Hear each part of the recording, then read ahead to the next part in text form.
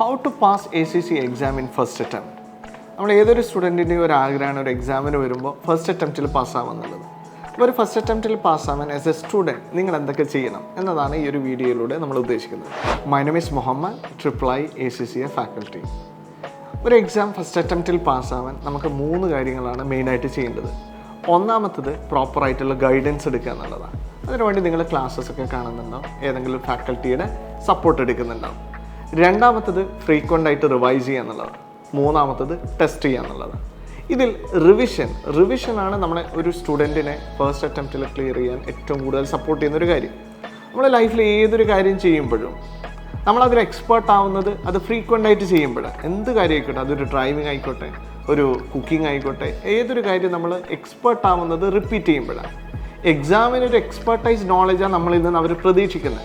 അപ്പോൾ ആ ഒരു ലെവലിലേക്ക് നമ്മൾ എത്തണമെങ്കിൽ നമുക്ക് അത്രയും റിവിഷൻസ് ആവശ്യമുണ്ട്. ഒരു റിവിഷൻ എങ്ങനെ എടുക്കണം എന്നതാണ് പറയുന്നത്. റിവിഷൻ എന്ന് പറയുമ്പോൾ പൊതുവേ കുട്ടികൾ ചെയ്യുന്നൊരു മിസ്റ്റേക്ക് എന്ന് പറയുന്നത് ഒരു ടോപ്പിക്ക് പഠിക്കും, അല്ലെങ്കിൽ ഒരു ചാപ്റ്റർ പഠിക്കും.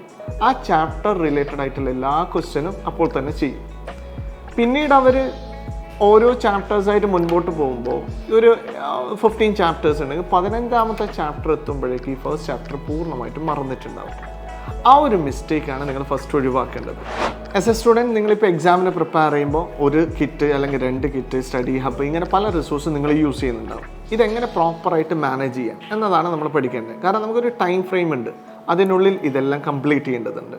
അപ്പോൾ നിങ്ങളിപ്പോൾ ഒരു കിറ്റിൻ്റെ ഒരു എക്സാമ്പിൾ വെച്ച് ഞാൻ പറയുകയാണെങ്കിൽ, നിങ്ങളുടെ ക്ലാസ്സൊക്കെ ഫിനിഷ് ചെയ്താൽ ആദ്യം ചെയ്യേണ്ടത് എൻ്റെ ചാപ്റ്റർ എന്ന് പറഞ്ഞാൽ from first chapter two end chapter നിങ്ങൾ എന്ത് ചെയ്യും, റിവൈസ് ചെയ്യുക. അത് ക്ലാസ് നോട്ട് വെച്ചിട്ടോ ടെക്സ്റ്റ് ബുക്ക് വെച്ചിട്ടോ എന്ത് ചെയ്യുക, റിവൈസ് ചെയ്യുക. അതിനുശേഷം നിങ്ങളിപ്പോൾ ഒരു കിറ്റ് ചെയ്യാൻ കപ്ലാൻ കിറ്റാണ് ചെയ്യുന്നതെങ്കിൽ അതിലെ സെക്ഷൻ A ക്വസ്റ്റ്യൻ കംപ്ലീറ്റ് ആയിട്ട് ഫിനിഷ് ചെയ്യുക. എൻ്റെ ചാപ്റ്റേഴ്സിൻ്റെ സെക്ഷൻ A ക്വസ്റ്റ്യൻസ് കംപ്ലീറ്റ് ചെയ്യുക. ഇപ്പോൾ ഒരു 100 ക്വസ്റ്റ്യൻ ഉണ്ടെങ്കിൽ 1 to 100 ക്വസ്റ്റ്യൻ നമ്പേഴ്സ് ഇട്ട് നിങ്ങൾ ഓരോ ക്വസ്റ്റ്യൻ എന്ത് ചെയ്യുക, മാർക്ക് ചെയ്ത് പോവുക. അതിനുശേഷം അതിൻ്റെ ഒരു വെരിഫിക്കേഷൻ നടത്തുക. അപ്പോൾ അതിൽ നിന്ന് നിങ്ങൾക്ക് മനസ്സിലാവും എവിടെയൊക്കെ മിസ്റ്റേക്ക് വരുന്നുണ്ട്. കാരണം പലപ്പോഴും നമുക്ക് അറിയാവുന്ന ഏരിയാസ് തന്നെ മിസ്റ്റേക്ക് വരുന്നൊരു പ്രശ്നം വരാറുണ്ട്. അപ്പോൾ സെക്ഷൻ A ക്വസ്റ്റ്യൻ ചെയ്യുമ്പോൾ തന്നെ ഒരു തവണ ടെക്സ്റ്റ് ബുക്ക് റിവൈസ് ചെയ്യുമ്പോൾ എൻ്റെ ചാപ്റ്റേഴ്സ് കണ്ടു, എഗെയിൻ ഈ എൻ്റെ ചാപ്റ്ററിന് റിവിഷനാണ് നടക്കുക. അതിനുശേഷം സെക്ഷൻ B കംപ്ലീറ്റ് ആയിട്ട് ചെയ്യുക, ദെൻ സെക്ഷൻ C കംപ്ലീറ്റ് ആയിട്ട് ചെയ്യുക. ഒരു കിറ്റേ നമ്മൾ ചെയ്തുള്ളൂ എങ്കിലും അതിൽ നിന്ന് 3 തവണ ഡിഫറെൻറ്റ് ടൈമിൽ ഓരോ കോൺസെപ്റ്റ് നമ്മുടെ ബ്രെയിനിലേക്ക് വരും. അതാണ് ശരിക്കും പറഞ്ഞാൽ റിവിഷൻ എന്ന് പറയുന്നത്. അല്ലാതെ ഒരു ചാപ്റ്റർ പഠിച്ചിട്ട് നമ്മൾ പിന്നെ ആ ചാപ്റ്ററിനെ മാറ്റി വെക്കുക, അല്ലെങ്കിൽ എൻഡ് ചാപ്റ്റർ എത്തുമ്പോൾ അതെല്ലാം മറന്നു പോകുന്ന ഒരു അവസ്ഥയിലേക്ക് എത്തരുത്. ഇനി ഇതേപോലെ തന്നെ BPP കിറ്റ് ചെയ്യണമെങ്കിൽ അത് ഫോളോ ചെയ്യാം. Study hub questions, quizzes complete ചെയ്യുക, ദെൻ പ്രാക്ടീസ് ക്വസ്റ്റ്യൻസ് കംപ്ലീറ്റ് ചെയ്യുക, ദെൻ എക്സാമിനേഴ്സ് റിപ്പോർട്ട്. ഇതൊക്കെ എൻ്റെ ചാപ്റ്റർ എന്നുള്ള ബേസിസിൽ നമ്മൾ ചെയ്തു തുടങ്ങും. ഇതാണ് റിവിഷനിൽ ഏറ്റവും കൂടുതൽ ശ്രദ്ധിക്കേണ്ടത്. കാരണം നമുക്ക് ഈ ലിമിറ്റഡ് ടൈമിൽ ഇത്രയും റിസോഴ്സ് കംപ്ലീറ്റ് ചെയ്യുമ്പോൾ നമുക്ക് മൾട്ടിപ്പിൾ റിവിഷൻസ് കിട്ടും.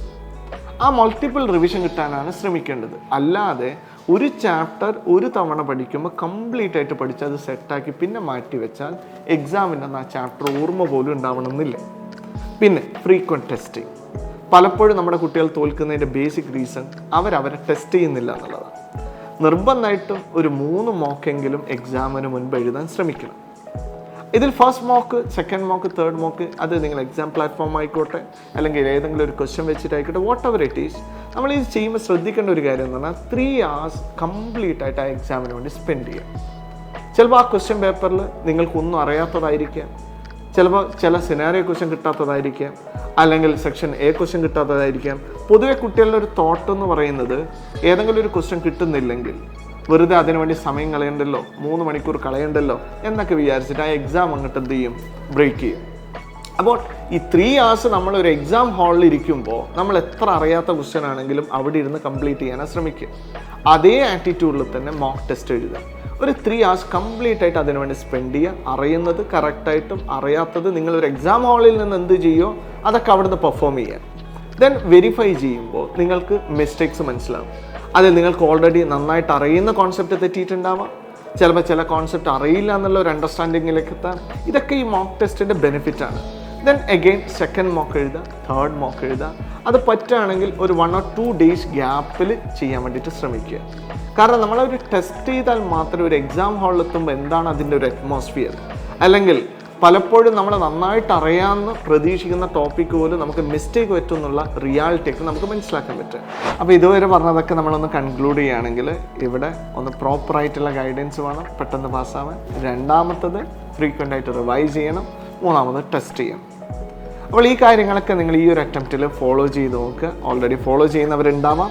എന്തായാലും നല്ലൊരു റിസൾട്ട് തന്നെ നമുക്ക് കാഴ്ചവെക്കാൻ പറ്റും. നല്ലൊരു റാങ്ക്, നല്ലൊരു മാർക്ക്, അതേപോലെ തന്നെ ഫസ്റ്റ് അറ്റംപ്റ്റിൽ ക്വാളിഫൈ ചെയ്യുക എന്നുള്ളത്, ഇതൊക്കെ നിങ്ങൾക്ക് സാധിക്കട്ടെ. എല്ലാവിധ വിശ്വാസവും അറിയിക്കുക. Thank you.